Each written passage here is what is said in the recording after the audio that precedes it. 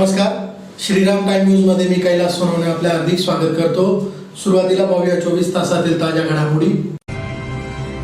महापालिका निवडणुकीच्या पार्श्वभूमीवर सर्वपक्षीय बैठकीचे महापालिकेच्या सभागृहात आयोजन। श्री संत गाडगे महाराजांच्या पुण्यतिथीनिमित्त अभिवादनाचा कार्यक्रम संपन्न। मुख्यमंत्री समृद्ध पंचायत राज अभियानात फागणे ग्रामपंचायतीचा सहभाग आणि स्वर्गीय डॉक्टर हाजी दोस्त मोहम्मद राजा भैया यांच्या स्मृतिदिनानिमित्त उर्दू वक्तृत्व स्पर्धेचे आयोजन। आता बातम्या विस्ताराने। धुळे महानगरपालिकेच्या निवडणुकीच्या पार्श्वभूमीवर आदर्श आचारसंहिता, निवडणूक प्रक्रिया, मतदान केंद्र निश्चिती, उमेदवार निवडणूक खर्चाची सुधारित दरसूची तसेच नामनिर्देशन प्रक्रियेबाबत माहिती व चर्चा करण्यासाठी शनिवारी सर्वपक्षीय बैठकीचे महापालिकेच्या सभागृहात आयोजन करण्यात आले होते। धुळे महानगरपालिकेच्या निवडणुकीच्या पार्श्वभूमीवर महापालिका प्रशासन व सर्व राजकीय पक्ष आणि निवडणूक लढवू इच्छिणाऱ्यांची एक बैठक महापालिकेच्या सभागृहात संपन्न झाली। या बैठकीत आदर्श आचारसंहिता, निवडणूक प्रक्रिया, मतदान केंद्र निश्चिती, उमेदवार निवडणूक खर्चाची सुधारित दरसूची तसेच नामनिर्देशन प्रक्रियेबाबत माहिती व चर्चा करण्यात आली। यावेळी विरोधी पक्षांनी महापालिका निवडणुकीसाठी उमेदवारी अर्ज दाखल करण्याची प्रक्रिया अद्याप सुरू झालेली नाही, उमेदवार निश्चित नाहीत असे असताना थेट राजकीय पक्षाकडून शहरात प्रचार रॅली काढल्या जात आहेत। भाजपच्या इच्छुकांकडून प्रभागांमध्ये कमळ विजय संकल्प यात्रा काढण्यात येत असल्याबद्दल तीव्र संताप व्यक्त करण्यात आला। हा आचारसंहितेचा भंग नव्हे काय, असा थेट सवाल निवडणूक अधिकारी तथा मनपा आयुक्त नितीन कापडणीस व आचारसंहिता कक्षाचे प्रमुख उपजिल्हाधिकारी संजय वागडे यांना विचारला। यावर आचारसंहिता भंगाच्या तक्रारी आल्यास त्यावर नियमानुसार कारवाई केली जाईल असे आश्वासन आयुक्त कापडणीस यांनी दिले। मनपातर्फे यावेळी मनपा क्षेत्रातील 507 मतदान केंद्राची यादी सुद्धा जाहीर करण्यात आली। महापालिकेच्या निवडणूक वेबसाईटवर तसेच सूचना फलकावर मतदान केंद्रांची यादी लावण्यात आली आहे। तसेच राजकीय पक्षांना सुद्धा या याद्या माहितीसाठी वितरित केल्या आहेत। या बैठकीत निवडणूक निर्णय अधिकाऱ्यांनी राजकीय पक्ष आणि त्यांच्या प्रतिनिधींना आचारसंहिता पालना संदर्भात विविध सूचना दिल्या। तसेच निवडणूक आयोगाने जारी केलेली विविध परिपत्रके, नियमावली यांची माहिती देत त्यांच्या प्रती देखील वितरित केल्या। उमेदवारी अर्जाचे नमुने, अर्जासोबत जोडावयाच्या वेगवेगळ्या माहितीपत्रकांचे नमुने, आवश्यक कागदपत्रांची यादी आणि इतर महत्त्वाचे कागदपत्र याची सविस्तर माहिती देण्यात आली। निवडणूक खर्च, त्यात येणाऱ्या वेगवेगळ्या बाबींचे दर सुद्धा बैठकीत निश्चित करण्यात आले। उमेदवारांनी आणि राजकीय पक्षांनी केलेल्या खर्चाची विहित नमुन्यात वेळेत सादर करण्याबाबतच्या सूचना सुद्धा बैठकीत देण्यात आल्या। राजकीय पक्ष आणि उमेदवारांनी प्रचार करण्याबाबत आवश्यक त्या परवानग्या घेणे, बॅनर लावण्यासाठी पूर्व परवानगी घेणे यासाठी एक खिडकी सुविधा कार्यान्वित केली आहे, याचा उपयोग करावा। विना परवानगी बॅनर तसेच प्रचार केला जात असेल तर आचारसंहिता पालनावर देखरेखीसाठी नियुक्त भरारी पथकाकडून कारवाई करण्यात येईल अशा सूचना राजकीय पक्षांना देण्यात आल्या। बैठकीस आयुक्त नितीन कापडणीस, सहाय्यक निवडणूक अधिकारी तथा उपायुक्त हेमंत निकम, आचारसंहिता कक्ष प्रमुख तथा उपजिल्हाधिकारी संजय वागडे, अतिरिक्त आयुक्त करुणा डाळे, मुख्य लेखापाल तथा निवडणूक खर्च तपासणी कक्ष प्रमुख शाहिद शेख, उपायुक्त मनोज वाघ तसेच राजकीय प्रतिनिधी राष्ट्रवादीचे कैलास चौधरी, काँग्रेसचे शहराध्यक्ष शाबीर शेख, उमेश महाजन, मनसेचे तालुकाध्यक्ष संतोष मिस्त्री, बसपाचे भैया पारेराव, योगेश जगताप, भाकपाचे पोपटराव चौधरी, समाजवादी पार्टीचे गुड्डू काकर, जमील अन्सारी, MIMचे नासिर पठाण, राष्ट्रवादी शरद पवार गटाचे रणजितराजे भोसले, भाजपचे पंकज जाजू, शिवसेना उभाटाचे कपिल लिंगायत, सागर साळवे आदी उपस्थित होते।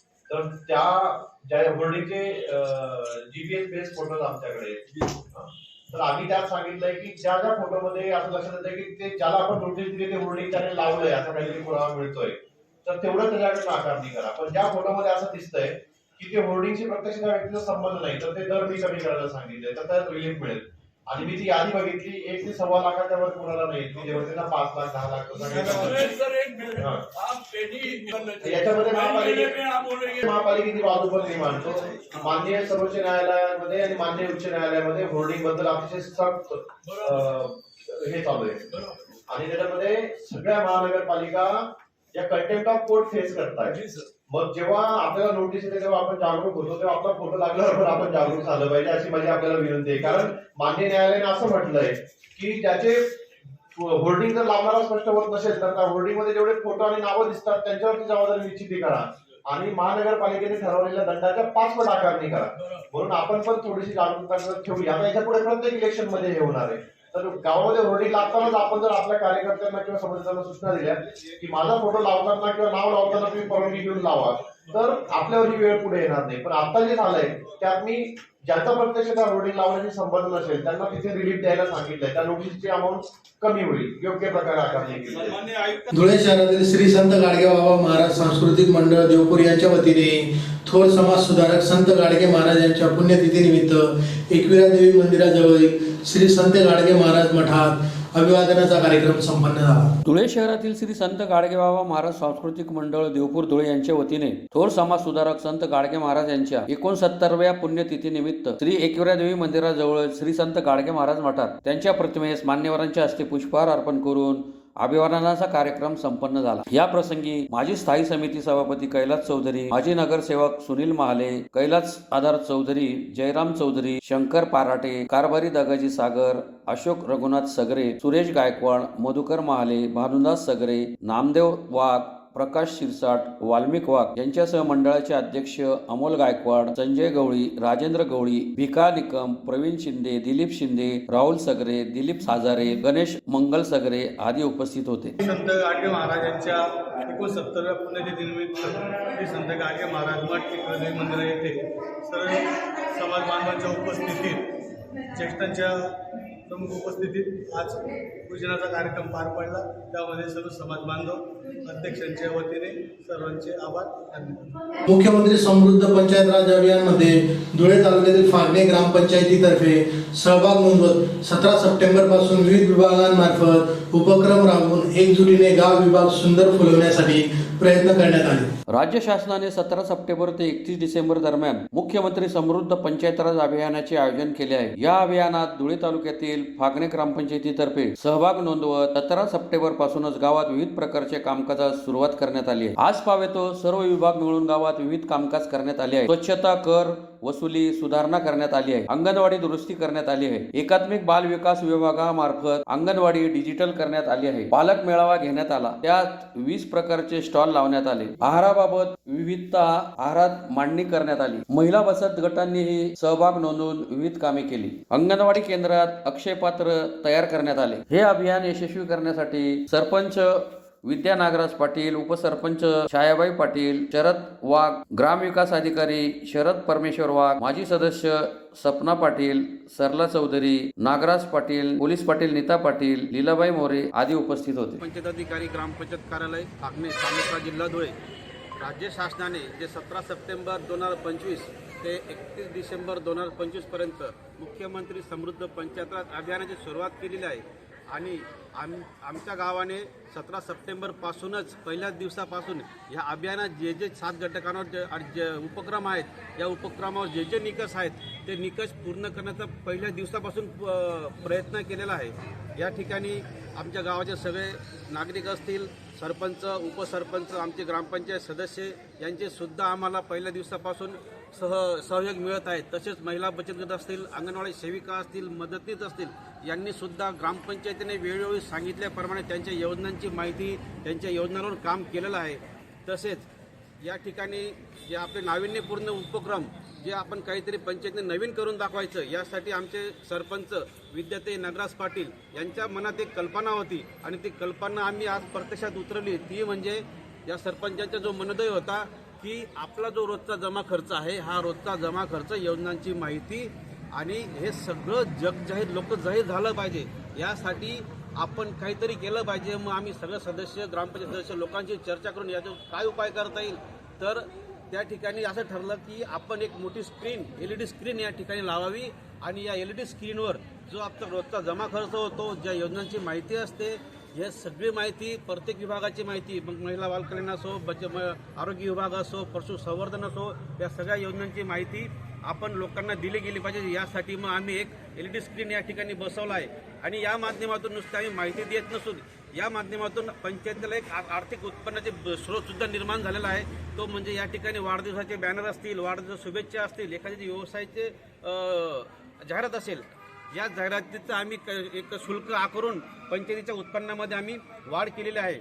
या ठिकाणी आम्ही पंचायतीमार्फत परत वृक्ष लागवड केली आहे, एक वॉकिंग ट्रॅक तयार केला. या ठिकाणी पुढचा आम्ही भविष्याचा विचार करून ज्या ठिकाणी देशी वाण, नारळ या सगळ्या गोष्टींचा आम्ही त्या ठिकाणी लागवड केली, जेणेकरून येणाऱ्या काळामध्ये आपल्या बालकांना, आपल्या मुलांना त्याचा फायदा होऊ शकेल आणि आरोग्याचंही महत्त्व नागरिकांना कळू शकेल याबाबत आम्ही काम केलं आहे. तसेच अमरधाम सुद्धा आम्ही या डिजिटल केलं आहे. धार्मिक स्थळ सुशोभीकरण असो, तसंच आम्ही प्रत्येक घराला डिजिटल बोर्ड नेम प्लेट बसवली. नागरिक स्वतः तिथे त्यांच्या मोबाईलने त्यांच्या घराची थकबाकी किती बाकी आहे, तसेच त्यांचा कराचा भरणं सुद्धा त्या QR ने त्यांच्या जागेवरून ते करू शकतात. त्यांना पंचायतीत यायची गरज नाही आहे आणि त्यांना जे पंचायतीचे 7 दाखले देते ते 7 दाखले सेवासुद्धा त्यांना घरपोच मिळू शकते अशी सुविधा पंचायतीने निर्माण केली. सोशल अकाउंट असतील, परत वेबसाईट असेल, या ठिकाणी आपण सगळं कार्यान्वित केलेलं आहे आणि माध्यमातून आपण नागरिकांपर्यंत पोहोचत आहोत.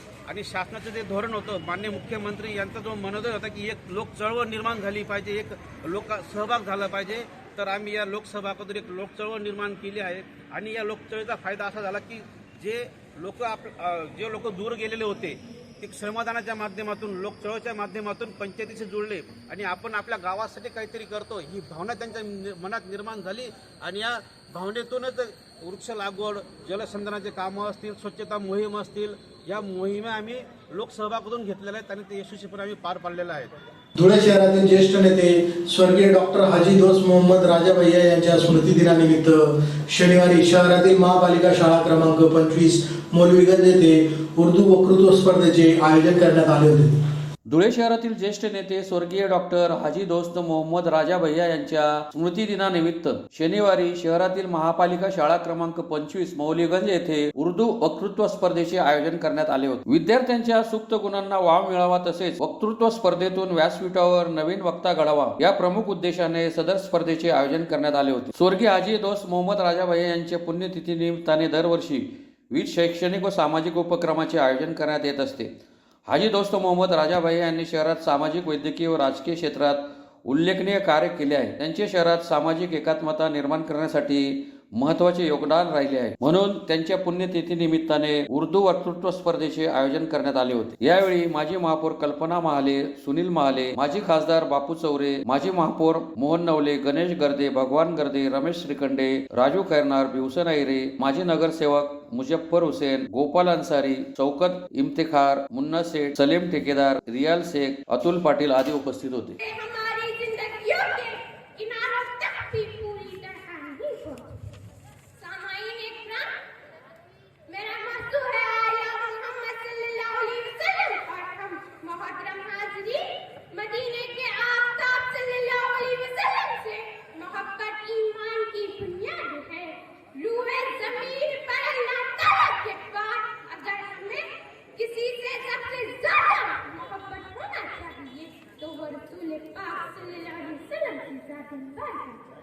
लेकिन ये बड़े अफसोस की बात है कि हमारी ये मोहब्बत सिर्फ ज़बानी खर्च और नारेबाजी तक महदूद है. अगर आप मुस्लिम माशरे पर एक हल्की निगाह भी डालें तो आपको पता चल जाएगा मोहब्बत रसूल का दम करने वाले कौम इखलास रसूल से हर और पैगाम रसूल से कुछ दूर है. ज़बान से आला मोहम्मद कहना बहुत आसान है, मगर असली सवाल यह है क्या ये मोहब्बत हमारे किरदार में भी दिखाई देती है. हमारे फैसलों, हमारे मामलात, हमारे घर, हमारी ज़बान, हमारे इखलाक और हमारी तहकीकात में क्या मोहब्बत झलकती है. यकीन न आता हो तो आइए प्यारे नबी सल्लल्लाहु अलैहि वसल्लम के चंद एक इरशादात में अपना और मेरे प्यारे भाइयों, अस्सलाम वालेकुम रहमतुल्लाहि व बरकातहू. सामईन इकराम, आज का मेरा मौजू है जिसे सुनकर दिल लरज़ उठता है, रूह कांप जाती है और आंखें सवाल करती है कि हमारे नौजवान कहाँ जा रहे हैं, रास्ता कौन दिखा रहा है और इनकी बेरहमी का असली जिम्मेदार कौन है. हम एक ऐसे दौर में जी रहे हैं जहाँ घरों का सुकून मोबाइल के शोर में दब गया है और हमारे नौजवानों के ख्वाब स्क्रीनों की तेज रोशनी में जलकर राख हो रहे हैं. बिखर रहे हैं चिरागों की तरह ये नौजवान, बिखर रहे हैं चिरागों की तरह ये नौजवान.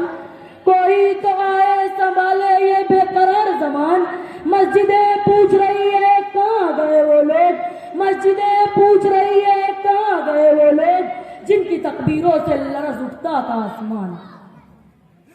नौजवान क्यों भटक रहे हैं, कसूर किसका है? सवाल बड़ा है, जवाब तल्ख, लेकिन सच बोलना जरूरी है। घर वालों की बेतवज्जही वो तल्ख हकीकत है जिसे मानने के लिए हम तैयार नहीं। आज वालिदैन के पास बच्चे के लिए वक्त नहीं, मगर प्रॉपर्टी, डिजाइनर लिबास, महंगे फोन, इंटरनेट पैकेज के लिए वक्त भी और पैसा भी। घर में वालिद मोबाइल देख रहा है, माँ ड्रामे देख रही है, बच्चा अपनी दुनिया में गर्क। फिर हम हैरान होते हैं कि बच्चा बिगड़ कैसे गया। पुन्हा एक नजर ठळक घडामोडींवर। महापालिका निवडणुकीच्या पार्श्वभूमीवर सर्वपक्षीय बैठकीचे महापालिकेच्या सभागृहात आयोजन। श्री संत गाडगे महाराजांच्या पुण्यतिथीनिमित्त अभिवादनाचा कार्यक्रम संपन्न। मुख्यमंत्री समृद्ध पंचायत राज अभियानात फागणे ग्रामपंचायतीचा सहभाग आणि स्वर्गीय डॉक्टर हाजी दोस्त मोहम्मद राजा भैया यांच्या स्मृतिदिनानिमित्त उर्दू वक्तृत्व स्पर्धेचे आयोजन। याचबरोबर श्रीराम टाइम न्यूजच्या बातमीपत्र संपले। दिवसभरातील ताज्या घडामोडींसाठी पाहत राहा श्रीराम टाइम न्यूज। भेटूया पुढील प्रसारणात, तोपर्यंत नमस्कार।